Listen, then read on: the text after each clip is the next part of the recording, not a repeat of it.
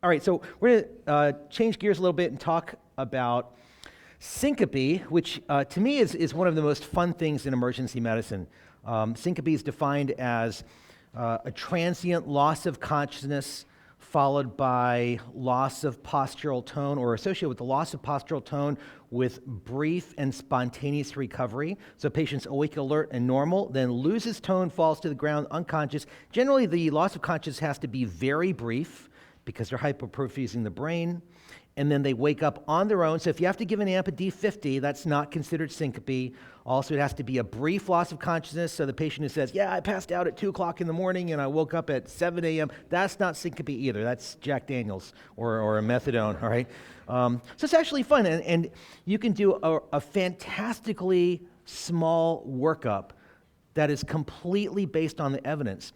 The workup can be very, very small, but in the entire workup that you do a very good history, you do a very good physical exam, and it turns out that the evidence supports that the only test that you routinely need to do, unless your history of physical says get a CBC or check their electrolytes, the only test that you should routinely do is the electrocardiogram.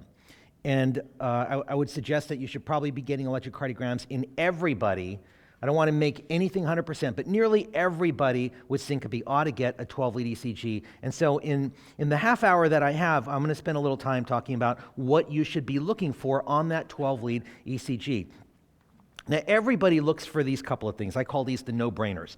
Everybody looks for ischemia, and everybody looks for dysrhythmias, AV blocks and dysrhythmias. That's pretty simple. But there's 4 additional things that I would suggest that you always get in the habit of looking for. And you can break this down as 2 genetic things and 2 intervalopathies. All right? So there's the no-brainers, there's the 2 no-brainers, 2 genetic things, and 2 intervalopathies. And if you simply remember that, you're gonna be able to pick up almost all of your deadly diagnoses that the ECG will reveal. All right? So let's get started, and we'll just do these similar to our format yesterday. I'm going to show you a one-line history and an ECG, and then we'll talk about what we're looking at. So, and all of these are real cases. This is a 29-year-old man who came in to the emergency department after a syncopal episode, and I'll tell you the story behind these also, that a lot of these cases I'm about to present come from an M&M talk that I put together for our own group many years ago, and this was one of them. This is a young guy who is running to catch a bus, and he had a near syncopal episode. He thinks maybe he passed out. He's not exactly sure, but it was very brief either way. Came to the emergency department, and this was the 12-lead ECG. Any thoughts about what this is? Some here, out loud, really? Good. So I'm hearing some Brugada and I'm hearing some hokum. This is actually hypertrophic cardiomyopathy. Brugada is a really hot topic, and so I always start with hypertrophic cardiomyopathy because if I start with Brugada, everybody gets it right. So hypertrophic cardiomyopathy, the story behind this is the patient was diagnosed as pretty much having nothing. He had a normal history, normal physical exam. The EKG was read by the physician, the EKG machine, and by the cardiologist a day later as LVH and old lateral MI because of the QAs in 1 and AVL. Now, why would a 29-year-old have LVH? Let alone, why would a 29-year-old have an old lateral MI? But that's often the misread on these cases. The patient had no symptoms, said, "Doc, I feel fine," the way most of our syncope patients do when they show up. He got sent home. I met this patient a week later when he got brought in cardiac arrest, and I pronounced him dead. And then I looked back at our computer system and found this ECG from a week earlier, and you can imagine the feeling that goes down your spine when you realize that hypertrophic cardiomyopathy was missed. This is a common miss, though, because most people in emergency medicine, in fact, most cardiologists don't learn how to diagnose this on ECG. All right? The cardiologists that know about this are the ones that write the books. They're the ones that write the EKG books. They teach this in their courses. Most cardiologists learn to diagnose hypertrophic cardiomyopathy not on EKG. They learn to diagnose this on echo. We're the ones that are the frontline providers. We're the ones that have to know the EKG findings for this entity. So what are the EKG findings? Very simple. We'll make this very, very simple. The 2 things that I want you to remember are high voltage. Take a look at how large these QRS complexes are. Sometimes people will look at this and call it LVH. Technically, you're not supposed to diagnose LVH on EKG in people under the age of 40 or 45 because a lot of young people just have giant QRS complexes. If you were to get EKGs on a bunch of kids on a high school basketball team, all of them have QRS complexes this big. That's not pathology. That's not LVH. That's just remodeling, or is part of having a young athletic heart. So we don't call it LVH because that implies pathology.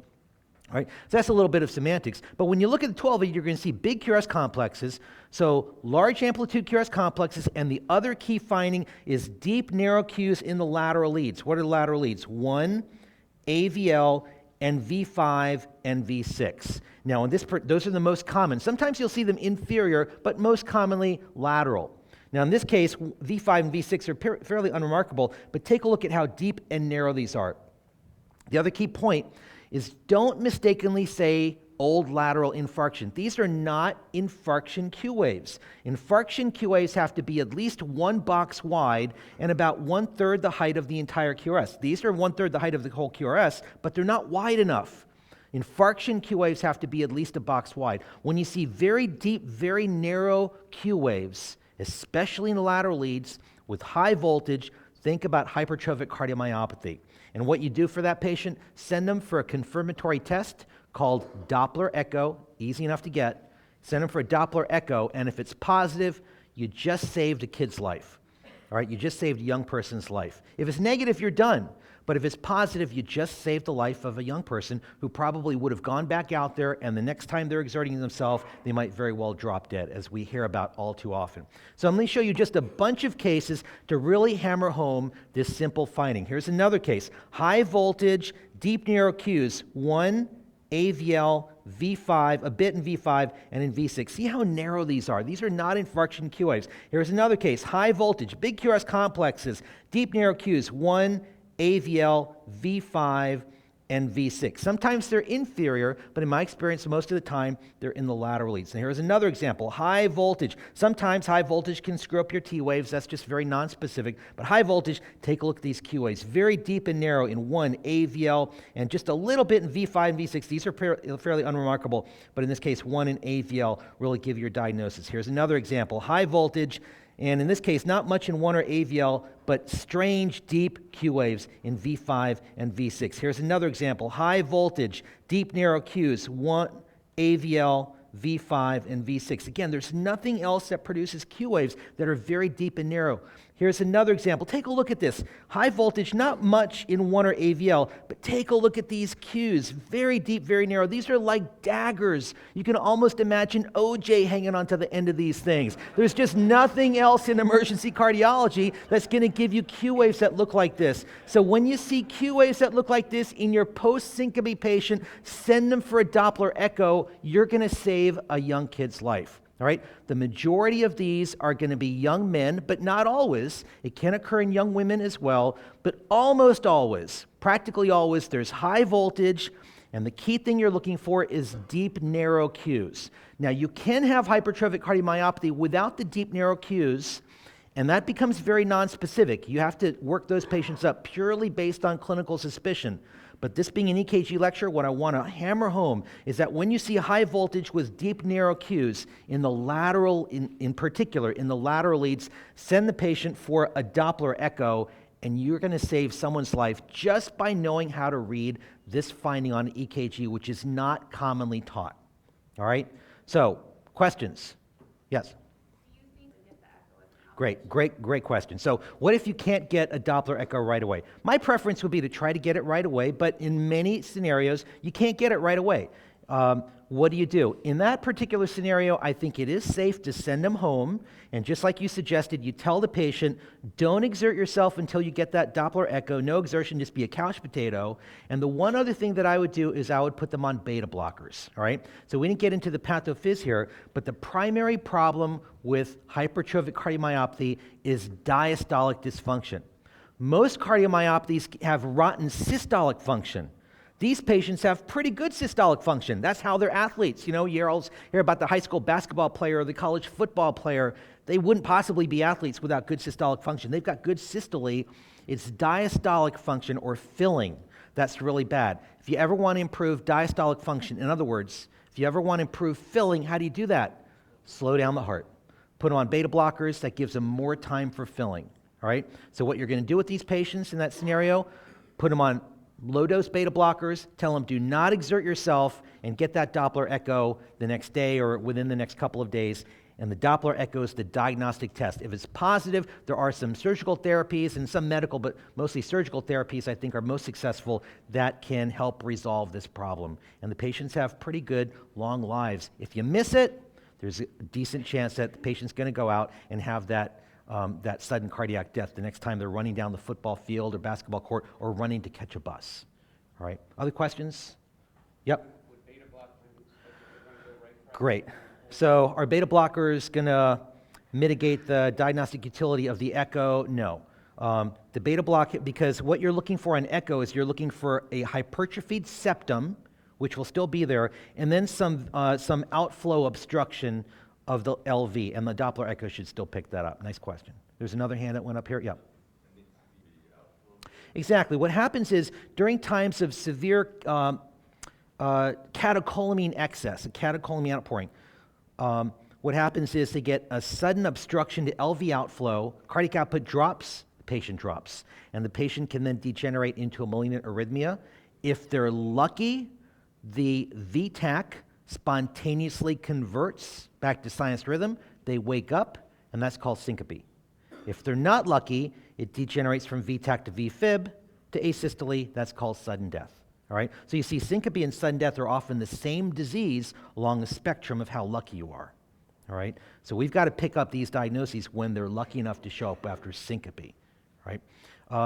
Other things that can produce sudden catecholamine excess, usually it's exertion, but anything that causes an abrupt surge of catecholamines, you might be just watching TV and then suddenly something very dramatic happens. You know, you're watching Jaws and then there's that scene where the shark comes out of the water and you scream. That can pour out enough catecholamines to have you have your syncopal episode also. So not all of these patients have exertional syncope. They may simply be sitting down watching TV when the syncope occurs if there's a sudden emotional stress or something along those lines. All right? Other questions? All right, so what are you looking for on the post-syncope EKG? Everyone's looking for ischemia. Everyone's looking for arrhythmias. We've added hypertrophic cardiomyopathy to the list of things that you always are looking for. All right, what else should we add? Number 2, here's a 30-year-old woman who comes in after a syncopal episode. Now she's sitting in front of you saying, "Doc, I feel perfectly fine." Diagnosis here. Good. This is the Brugada Syndrome, all right? For those people that don't know what Brugada Syndrome is relatively new in the electrocardiography literature. It's first identified in the 1980s. And if you consider that the EKG's been around for well over 120 years, this is really one of the newest EKG entities that's been identified in the world of electrocardiography. It's been out there, and I think a lot of people in emergency medicine and certainly cardiology know about this, but still relatively new. Within cardiology, the most reliable cardiologists who know about this are the electrophysiologists. And that's not in any way intended to be a slam against cardiologists, but the general cardiologists and invasive cardiologists, they're spending their time reading about other things. They're reading about lipids and invasive procedures and stents and platelets. They're not reading the EKG literature. So in my experience, even at a big tertiary care center, the most reliable cardiologists to talk to about Brugada are the electrophysiologists. Or, you know what, the fellows. The fellows are all over this stuff because they're studying for their boards. The general cardiologists who have been out for a number of years, they don't always know about this. Or the invasive, the cath cardiologists, or the hypertension cardiologists, or the lipid cardiologists. The electrophysiologists, on the other hand, they live for this stuff. If you ever want to get an electrophysiologist excited, just talk about Brugada. And suddenly, they actually smile. They don't usually do that. But they suddenly actually get excited. I'm convinced the electrophysiologists, they dream about this stuff at night. They sit at the dinner table and talk to their kids about Brugada syndrome. I mean, they really get excited about this. And those are the most reliable people to talk to. Well, this was first identified back in the 1980s when the Brugada brothers, so Megan talked about the Brugada algorithm for VTach versus SVT. There's actually, I think there's 3 Brugada brothers that are cardiologists, or maybe 2, and one of them is a pathologist, but they've done a lot of studies together, and they had heard about this condition in Southeast Asia where a lot of adolescent boys were having sudden cardiac death. It's been around for years and years. They went down there to study it, and it was an interesting thing that these young adolescents who had no prior known cardiac disease or any type of disease, oftentimes they did have a family history of sudden cardiac death, would oftentimes at night in particular just have sudden cardiac death. Sometimes they had syncope and later on had sudden cardiac death. They had autopsies that were completely normal. So this is not a structural problem. There's no coronary anatomy problems. There's no LVH. There's no coronary lesions. This is purely an electrical phenomenon, which the prevailing theory now is that it's some type of sodium channelopathy. But regardless, they ended up studying this, and what they found is that a lot of these patients, a lot of these kids, these young boys, had this unusual EKG pattern at some point around the time of their syncopal episode or at some time preceding their sudden cardiac death. So what is the EKG finding you need to look for? Well, it's very simple. Your money leads here are V1 and V2. It's an incomplete or complete right bundle-ish type of pattern. So you see there's kind of an RSR prime type of pattern. It looks like a right bundle or an incomplete right bundle with this unusual ST elevation in V1 and V2. They originally described it V1, V2, V3. Forget V3. It's not helpful. V1, V2 are your money leads. All right. Now, these patients are usually asymptomatic because they're post-syncope, they're feeling fine now. So you're not going to diagnose these patients as having a STEMI because they're not having chest pain. Usually they're just post-syncope patients. And you're going to see this incomplete right bundle type of pattern up here with this strange ST segment elevation. There's two types of ST segment elevation. There's a saddle type that you see over here. It's like concave upwards, like a cup holding water in V1 or V2. And there's a cove pattern, which is more either straight or convex upwards, kind of coved or convex upwards, terminating in an inverted T wave. What we now know is that the coved pattern on your right is much more sensitive and much more specific and much more reliable. Some of you may have learned about Brugada type 1 and type 2 and type 3. Just forget it, all right? All I'm going to ask you to remember is these two patterns up here. In particular, the pattern on the right, the coved pattern, is much more sensitive and much more specific. When you see that pattern in a post-syncope patient, you're going to get on the phone and call an electrophysiologist and tell them that you're worried about Brugada. If you only have access to a general cardiologist, hopefully they'll know what you're talking about. If they don't, hang up on them and find an electrophysiologist or your patient will die. I'm not even joking. All right? I'm not even joking because there's still a lot of non-EP folks out there that simply don't spend their time reading about this. And this is not intended to be an insult to them because they're reading about other things in their specialty of invasive cardiology or lipid or whatever. It's the EP cardiologists that spend their time reading about this, and they know about this stuff inside and out. So going back to this case, what happened with this patient? The patient came in post-syncope, and the patient ended up being admitted to the hospital. The emergency physician looked at this. The machine called this a STEMI. And to this date, I've never seen a machine reliably call something Brugada. So you can't rely on your machine. So the machine's calling this a STEMI. So the emergency physician said, well, this can't be a STEMI. There's no pain. They consulted the cardiologist. General cardiology comes down, sees the patient, says, well, it looks like a STEMI, but there's no pain. Tell you what, let's just admit the patient for a routine rule out. So the patient got admitted to the hospital, ruled out by troponins, got an echo, negative. Got a stress test, negative. This is not a structural problem. They could have taken the patient for a cath. It would have been negative. So the workup's negative, this pattern is persisting, and they're getting ready to discharge a patient when another physician happened to see this EKG and said, you know, this looks just like that Brugada thing I've heard about. So again, true story, they went to Google Images, true story, and pulled up a whole bunch of cases, some of which looked just like this. And so instead of sending the patient home, they transferred the patient across town to university to the EP lab, where they took him to the EP lab and confirmed the diagnosis of Brugada.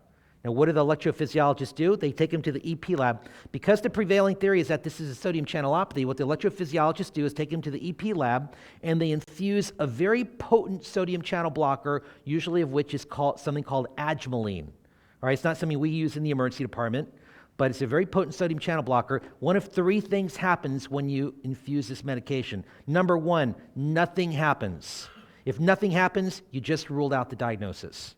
Number two, The ST segments get a lot more higher and more prevalent. That confirms the diagnosis. Or number 3, it just puts the person right into polymorphic VTAC.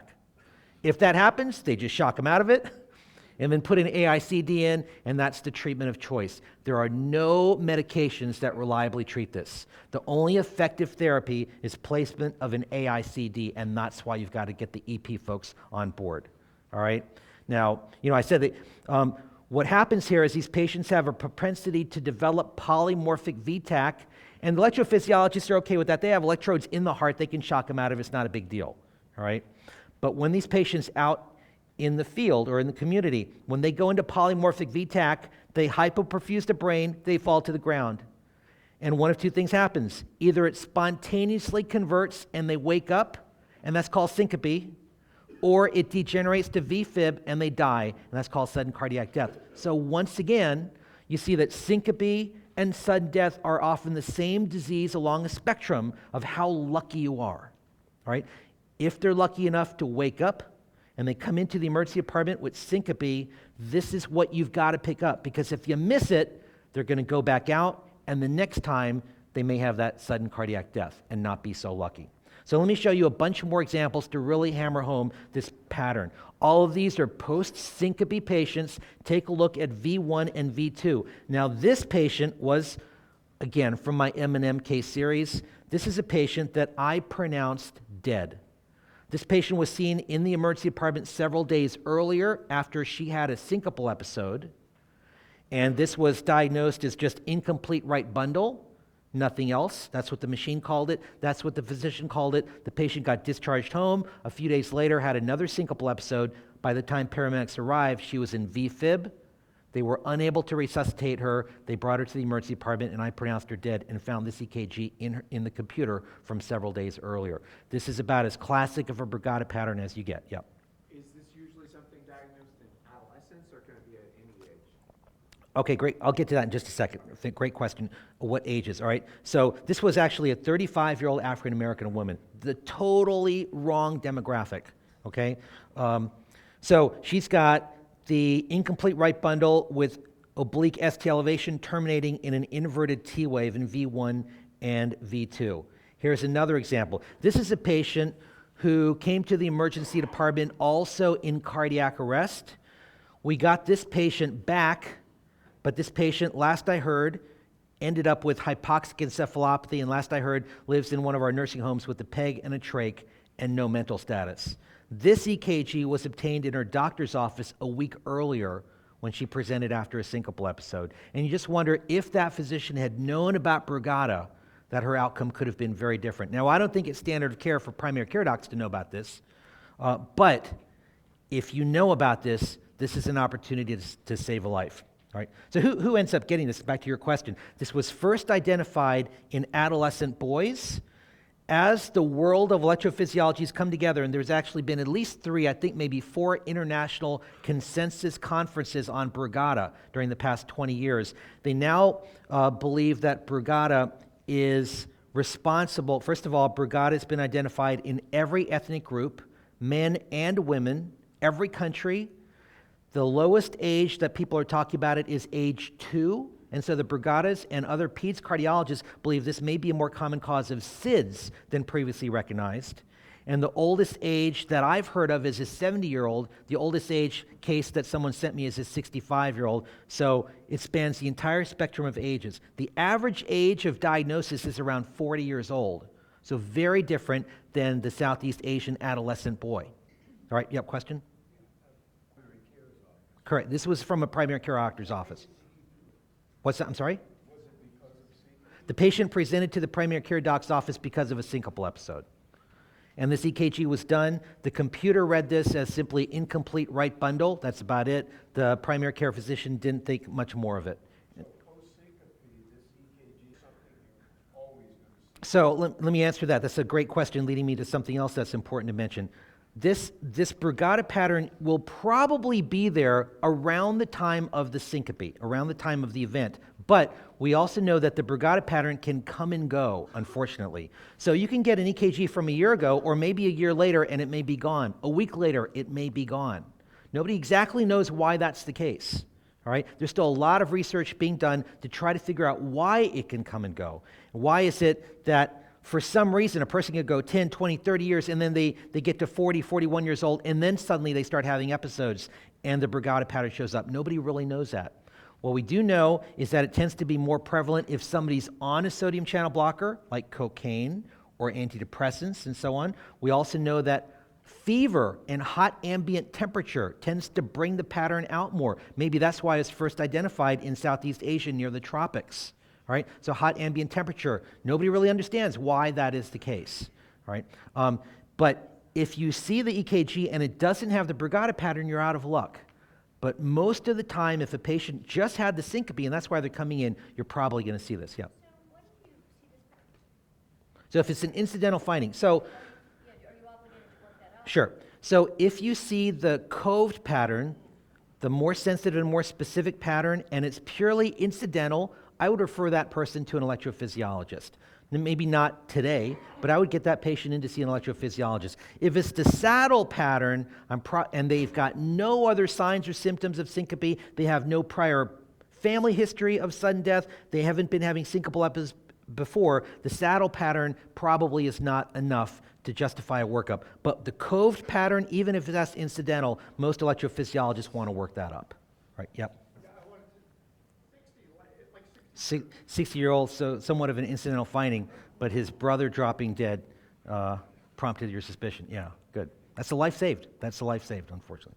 All right, just a few. Yeah, I'll take one more question. Sodium to help? Like if you're That's an interesting question. Does sodium help? I don't know. I've never seen that studied or worked up before. I don't know if sodium is necessarily going to help chronically. I mean, normally if they survive and make it to the emergency department, they're usually asymptomatic. They're doing fine.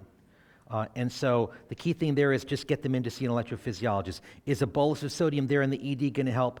I don't know. I'm not sure it's necessary because they're not having symptoms when they show up in the emergency department. And if they show up with the polymorphic VTAC, you're going to shock them. You're going to shock them out of it. So a few more patterns up here. Again, this is a more subtle pattern, incomplete right bundle. Notice there's a little ST elevation. It's just a little, pretty subtle, but recall a normal right bundle usually has ST depression in V1 and V2. So if you ever see ST elevation in V1 and V2 with the right bundle, that should stand out as abnormal, especially if it's a post-syncope patient. A couple more cases. Here's incomplete right bundle with ST elevation. This is the saddle type of pattern. This is less sensitive and less specific. I would only work this up if a patient came in with concerning history. They've had syncopal episodes or a family history of sudden death. But if somebody's got this coved pattern, I would get this patient in for follow-up even if it's purely incidental. This cove pattern is really concerning to the EP folks. Again, a couple more very classic cove type of patterns. There's another one right up there, and yet another one primarily in V1. All right, here's another one. Again, I'm just trying to really hammer this home. I don't mind if you get bored of looking at these because I never want you to miss this. Right? Now, if a patient comes in with ST elevation in V1, V2 with chest pain, this is a STEMI. All right? So the history matters. If they're coming in with chest pain, work them up for STEMI or ACS. But if a person comes in post-syncope with this pattern, you've got to worry about Brugada, all right? So again, money leads V1 and V2. If you see this, send them to electrophysiology for confirmatory testing and placement of an AICD if it's positive, and you know what? You just saved a life, all right? So and interestingly, somebody sent this to me from Nashville. There's a bar called Brugada. I don't know why, but I thought this was worth sharing. And I'm sure this is somewhere in Vegas. I'm not sure where this is from. So when you get an EKG on a post-syncope person, what are you looking for? Everyone's looking for the two no-brainers, ACS and arrhythmias. Look for the two congenital things or genetic things, hypertrophic cardiomyopathy and Brugada, both of which about 50% of the time have a family history of sudden cardiac death, all right? What else are you looking for? Well, we talked about this yesterday for the people that were here. This is irregularly irregular, so it's AFib. Morphologies are changing, and in some places extremely rapid. This is AFib with WPW. And the key point we wanted to make yesterday is look for this triad, especially the short PR. In any patient in whom you get an EKG post-syncope, you've always got to check the PR. And when you see a short PR, go on a hunt for delta waves. And if you see short PR with delta waves, even in just one lead, You worry about WPW, and if they came in for syncope, here's your post-syncope WPW EKG. Notice delta waves are not present everywhere. None of these leads have delta waves. So get in the habit of looking for short PRs, and when you see a short PR, even the computer reads a short PR, that's fine. Go looking for the delta waves now, and you'll notice that there's delta waves in a handful of leads. In this case, there's a bunch of leads, but as I mentioned yesterday, I've seen cases where there's only one lead with delta waves. So if all you're doing is looking for delta waves, you'll miss this. Look at the PR. And when you see a short PR, go hunting on all 12 leads for delta waves. So you've got to be on the lookout. And if you have a WPW patient that comes in with the post-syncope, you've got to worry that they had a run of AFib WPW. That's the killer disease. All right? And what do you do for these patients? It's irregularly irregular with morphologies that are changing in size. In some places, it can get extremely rapid. AFib with a bundle doesn't do this. Normal AFib never goes this fast. So if somebody's going this fast and the QRS complexes are changing size and shape, you've got to worry that there's an accessory pathway. Get them admitted to the hospital, and never use AV nodal blockers in AFib WPW because it will induce VFib. AV nodal blockers, calcium channel blockers, beta blockers, adenosine, DIG, amiodarone, those are all AV nodal blockers. They will shunt the pulses down the accessory pathway and accelerate the ventricular rate and put them into VFib. So AV nodal blockers are contraindicated. I showed this to you yesterday. This is AFib with no accessory pathway here. This is just AFib with the right bundle. How do you know there's no accessory pathway here? Because the morphologies are pretty much all the same, and nowhere are you approaching 250 or 300. Here's AFib with the left bundle. There's no accessory pathway here. Give them whatever you want. How do you know there's no accessory pathway? Because the morphologies are pretty much all the same, and nowhere are you approaching 250 or 300. All right? But when you see that extremely rapid rate with morphologies that are changing, you've got to worry about WPW. What do? Send them to an electrophysiologist for ablation and stay away from AV nodal blockers if they are presenting with AFib. All right. So, what are you looking for on the post-syncope EKG? You're looking for the two no-brainers, ischemia and arrhythmias. You're looking for the two genetic problems, hypertrophic cardiomyopathy and Brugada, and you're looking for the two intervalopathies, short PR, in other words, WPW, and the last one, the long QT. All right? Long QT, your machine is pretty good with intervals, and so this is the one part of the EKG read that's usually pretty good. So be on the lookout for the long QT. I think people are pretty savvy about this already. There's a lot of medications that prolong the QT. Where do you get the QT from? Your computer will calculate it for you. If you really have nothing better to do, you can calculate it yourself using the Bazette formula. Sometimes these cardiologists that are very purists will say, oh, you should be calculating the QT all yourself. And your response should be either get a life, or you can simply say, if you accurately want to calculate the QT, what you're supposed to do is use the Bazette formula in 3 consecutive impulses in 3 contiguous leads and average the 9 numbers. Or you can simply use your machine's QT calculation. All right, I'll go with the latter. Now, how long is too long? Actually, 500. When the QTC gets over 500, that's when we really need to worry. If it's 470, 480, usually it's not a problem. 490, I don't worry about it as much. But once the QTC gets over 500, that's when you start worrying that the patient's going to be at risk for developing torsade. All right? Some interesting cases here. This is a patient that I took care of. I was doing a 3 to 11 shift. When they came in, they dropped this. It was about 10:50 p.m., and they came in, they dropped this chart into my rack. And I thought, I was just about getting ready to clean up and leave. Usually a 3 to 11 shift means I'm going to leave around midnight. So I saw this EKG, and I looked at the triage note. It actually had a kind of a red flag. It was a psych patient. It said, patient is somnolent and suicidal. Patient is faking syncope. So I thought, well, that's a little unusual, even for our psych patients. So I thought, I told the tech we should probably get an EKG. So I said, we need to get an EKG. Take your time, take at least 10 minutes to get that EKG. He comes back 2 minutes later, gives me this EKG. Dr. Mattu, I've got an EKG for you. So I look at this and I'm thinking, well, looking at my watch, there's kind of a lot of artifact down here. I think we probably ought to get a better baseline 12 lead. Take at least 10 minutes to get it. He comes back 2 minutes later and says, Amal, I've got a better baseline for you. Here it is. so I said to him, what was the patient doing when you got this 12 lead? He said, she was faking syncope. No, she wasn't faking syncope. She was trying to die. So she was going in and out of torsade. Here's a patient with AG is acute gastroenteritis. Gastroenteritis can throw your electrolytes off and prolong your QT, so be careful about that. They can develop torsade, as this patient did with gastroenteritis. Imagine that. She was on a monitor, so we got to it quickly. Alcoholics always have prolonged QT due to hypomag and hypo-K. All right, so be on the lookout for that as well. And then patients with seizures. Always check a 12 lead on patients with first-time seizure, because every now and then, seizures are actually not caused by the brain. They're actually caused by arrhythmias. And this patient had seizures while on the monitor, and every time it was precipitated by torsade. So when a patient has prolonged QT, they can go into torsade, hypoperfuse the brain, fall to the ground, and shake. That's not a brain problem, that's a heart problem. And there's countless case reports of patients that were misdiagnosed through the years as having seizure problems when in reality they simply had prolonged QT. All right?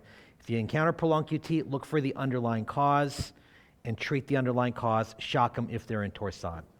I love this, dihydrogen monoxide. Isn't that just water? Right? H2O?